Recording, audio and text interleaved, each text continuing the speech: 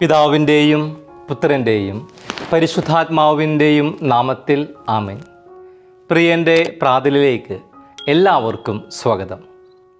യേശുവിൽ പ്രിയം നിറഞ്ഞവരെ, ദൈവത്തിൻ്റെ ഹൃദയ വിശാലതയും യേശുനാമത്തിൻ്റെ ശക്തിയും യേശു ശിഷ്യന്മാർക്ക് നൽകുന്ന ഉപദേശമാണ് ഇന്നത്തെ തിരുവചന ഭാഗത്ത് നമുക്ക് കാണുവാനായിട്ട് സാധിക്കുന്നത്. ഒന്നാമതായിട്ട് വചനഭാഗത്ത് നമ്മൾ സാക്ഷ്യം വഹിക്കുക ദൈവത്തിൻ്റെ ഹൃദയ വിശാലതയാണ്. സുവിശേഷത്തിൽ നമ്മൾ കാണുന്നു, ക്രിസ്തു ശിഷ്യനായിട്ടുള്ള യോഹന്നാൻ യേശുവിനോട് പറയുകയാണ്, ഗുരു, നിൻ്റെ നാമത്തിൽ പിശാചുകളെ പുറത്താക്കുന്ന ഒരാളെ ഞങ്ങൾ കണ്ടു. ഞങ്ങൾ അവനെ തടഞ്ഞു, കാരണം അവൻ നമ്മളെ അനുഗമിച്ചില്ല. എന്നാൽ യേശു യോഹന്നാന് നൽകുന്ന മറുപടി ഇവിടെ വളരെ ശ്രദ്ധേയമാണ്. അവനെ തടയേണ്ട.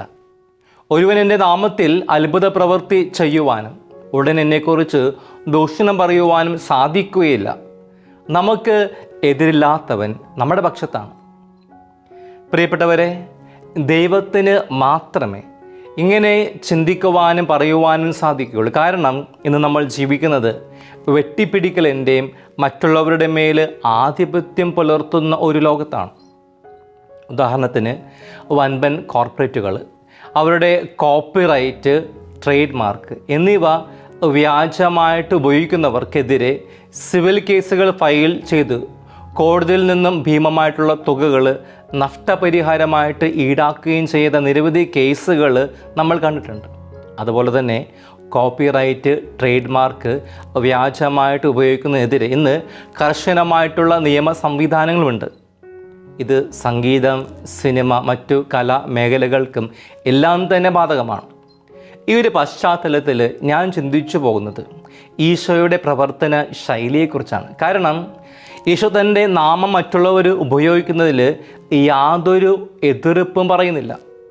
അതിനാൽ തന്നെയാണ് ഈശോ ഇങ്ങനെ പ്രതികരിക്കുന്നത്, അവനെ തടയേണ്ട.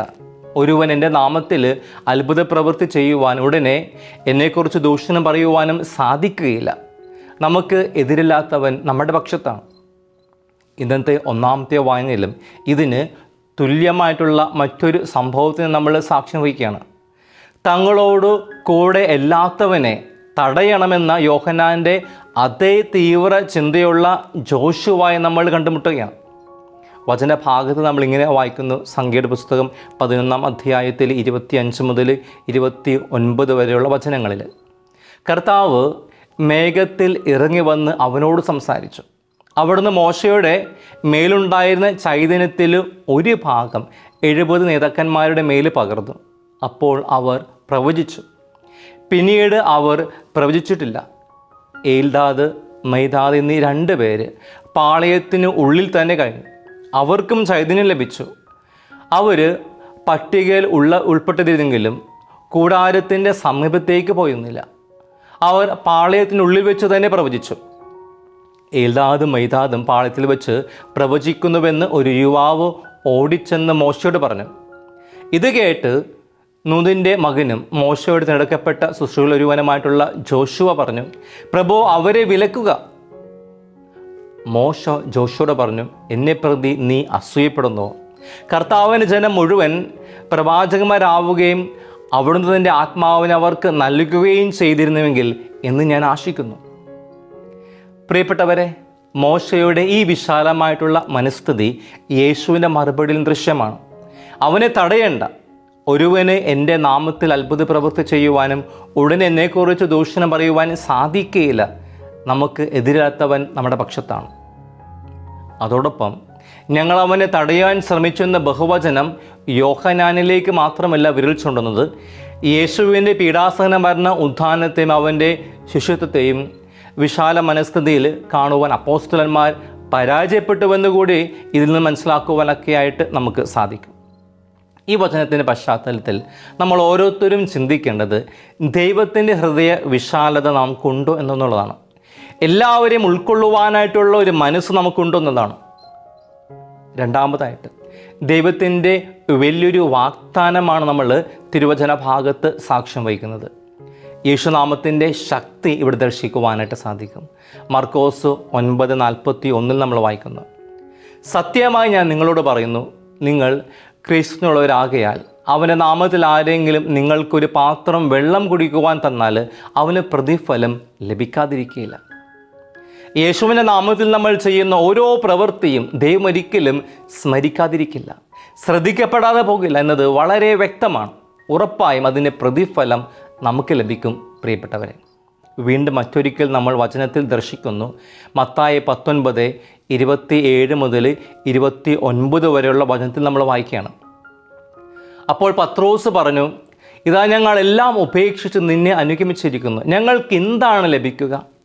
യേശു അവരോട് പറഞ്ഞു, സത്യമായി ഞാൻ നിങ്ങളോട് പറയുന്നു, പുനർജീവിതത്തിൽ മനുഷ്യപുത്രൻ തൻ്റെ മഹത്വത്തിൻ്റെ സിംഹാസനത്തിൽ ഉപവിഷ്ടനാകുമ്പോൾ എന്നെ അനുഗമിച്ച നിങ്ങൾ ഇസ്രായേലിൻ്റെ 12 ഗോത്രങ്ങളെ വിധിച്ചുകൊണ്ട് 12 സിംഹാസനങ്ങളിരിക്കും. എൻ്റെ നാമത്തെ പ്രതി ഭവനത്തെയോ സഹോദരന്മാരെയോ സഹോദരിമാരെയോ പിതാവിനെയോ മാതാവിനെയോ മക്കളെയോ വയലുകളെ പരിചരിക്കുന്ന ഏതൊരുവനും 100 ഇരട്ടി ലഭിക്കും, അവന് നിത്യജീവൻ അവകാശമായിട്ട് ലഭിക്കും. ഈശ്വര നാമത്തിൽ നമ്മൾ ചെയ്യുന്ന പ്രവൃത്തികൾക്ക്, ഈശോയ്ക്ക് വേണ്ടി നമ്മൾ ഏറ്റെടുക്കുന്ന ഓരോ കാര്യങ്ങൾ, അവ എന്ത് തന്നെ ആയാലും പ്രതിഫലം ലഭിക്കുന്ന ഒന്നാണ്. നമ്മുടെ പ്രവൃത്തിയെയും നമ്മയും ദൈവം സ്മരിക്കും, നമ്മെ കൈവിടുകയില്ലെന്ന് ഉറപ്പുള്ളൊരു കാര്യമാണ്. എന്നെ ശ്രവിക്കുന്ന പ്രിയരെ, നിങ്ങളുടെ ജീവിത മേഖല എന്തുമാകട്ടെ, നിങ്ങളുടെ ജീവിതാവസ്ഥ ഏതുമാകട്ടെ, നിങ്ങളെ രക്ഷിക്കുവാൻ സാധിക്കുന്ന ഒരു ദൈവമുണ്ട്. നിങ്ങൾ വിളിച്ചപേക്ഷിക്കാൻ ശ്രവിക്കുന്ന ഒരു ദൈവമുണ്ട്. നിങ്ങളുടെ നിയോഗങ്ങൾക്ക് ഉത്തരം നൽകുന്ന ഒരു ദൈവമുണ്ട്.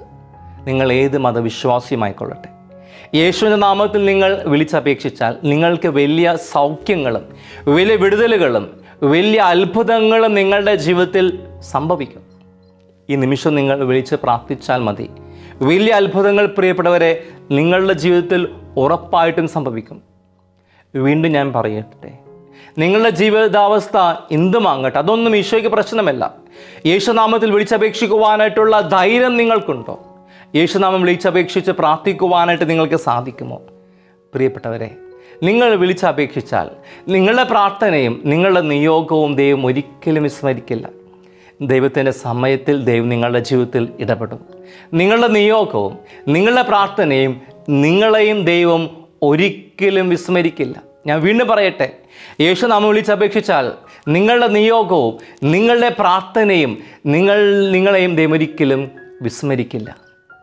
മൂന്നാമതായിട്ട്, മറ്റുള്ളവർക്ക് ദുഷ്പ്രേരണ നൽകാതിരിക്കുവാനുള്ള പ്രബോധനമാണ് ഈശോ നൽകുന്നത്. അടിസ്ഥാനപരമായിട്ട് ക്രിസ്തു ശിഷ്യർ മാതൃകപരമായിട്ടുള്ള ജീവിതം നയിക്കുന്നവരായിരിക്കണം എന്നാണ് ഈശോ ആഗ്രഹിക്കുന്നത്. അതായത് ക്രിസ്തു ശിഷ്യർ മറ്റുള്ളവർക്ക് നല്ല മാതൃക നൽകുന്നവരായിരിക്കണം. മർക്കോസ് 9:42 മുതൽ 47 വരെയുള്ള വചനത്തിൽ നമ്മൾ വായിക്കുന്നു, നിന്റെ കൈ നിനക്ക് ദുഷ്പ്രേരണയ്ക്ക് കാരണമാകുന്നുവെങ്കിൽ അത് വെട്ടിക്കളയുക. നിന്റെ പാദം നിനക്ക് ദുഷ്പ്രേരണയ്ക്ക് കാരണമാകുന്നുവെങ്കിൽ അത് മുറിച്ച് കളയുക. നിന്റെ കണ്ണ് മൂലം നിനക്ക് ദുഷ്പ്രേരണ ഉണ്ടാകുന്നുവെങ്കിൽ അത് ചുഴന്നെടുത്ത് എറിഞ്ഞു കളയുക. പാപത്തിൻ്റെ ഗൗരവത്തെക്കുറിച്ച് മനസ്സിലാക്കി തരുവാനാണ് ഈശോ ഇങ്ങനെ സംസാരിക്കുന്നത്.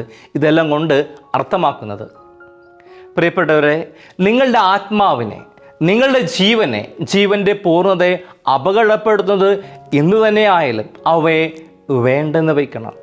വേണ്ടെന്ന് വയ്ക്കുവാനായിട്ടുള്ള ആർജവം നിങ്ങൾക്കുണ്ടായിരിക്കണം. ആത്മാവിനെയും ജീവനെയും കെണിയിൽ വീഴ്ത്തുവാൻ കഴിയുന്ന ചില വസ്തുക്കളോടും ചില പ്രവർത്തികളോടും ചില വാക്കുകളോടും ചില വ്യക്തികളോടും ചില കൂട്ടുകെട്ടുകളോടും ചില ചിന്തകളോടും വേണ്ട, നോ, സ്റ്റോപ്പ് എന്ന് പറയുവാനുള്ള ചങ്കൂറ്റം, ആർജവം നിങ്ങൾക്കുണ്ടായിരിക്കണം, നമുക്കെല്ലാവർക്കും ഉണ്ടായിരിക്കണം. ഇന്ന് വചനം നമുക്ക് നൽകുന്ന സന്ദേശം സ്വീകരിക്കാം. ഈശോയുടെ ഹൃദയവിശാലതയെക്കുറിച്ച് ധ്യാനിച്ചുകൊണ്ട് ദൈവത്തിൻ്റെ ഹൃദയവിശാലത നമുക്കുണ്ടോ എന്ന് പരിശോധിക്കാം. ഒപ്പം എല്ലാവരെയും ഉൾക്കൊള്ളുവാനുള്ള ഒരു ഹൃദയവിശാലത ഉണ്ടാകുവാൻ നമുക്ക് പരിശ്രമിക്കാം. യേശുനാമം വിളിച്ച് അപേക്ഷിച്ചാൽ നമ്മുടെ നിയോഗവും നമ്മുടെ പ്രാർത്ഥനയും നമ്മയും ദൈവം ഒരിക്കലും വിസ്മരിക്കുകയില്ല. ആയതിനാൽ യേശുനാമത്തിൻ്റെ ശക്തി മനസ്സിലാക്കിക്കൊണ്ട് അവിടുത്തെ നാമം നമുക്ക് വിളിച്ചപേക്ഷിക്കാം. ഒപ്പം മറ്റുള്ളവർക്ക് ദുഷ്പ്രേരണ നൽകാതെ നല്ല മാതൃക നൽകുന്ന ക്രിസ്തു ശിഷ്യരായിട്ട് മാറുവാനൊക്കെയായിട്ട് നമുക്ക് പരിശ്രമിക്കാം. അതിനായിട്ട് ദൈവം നമ്മളെ എല്ലാവരെയും അനുഗ്രഹിക്കട്ടെ.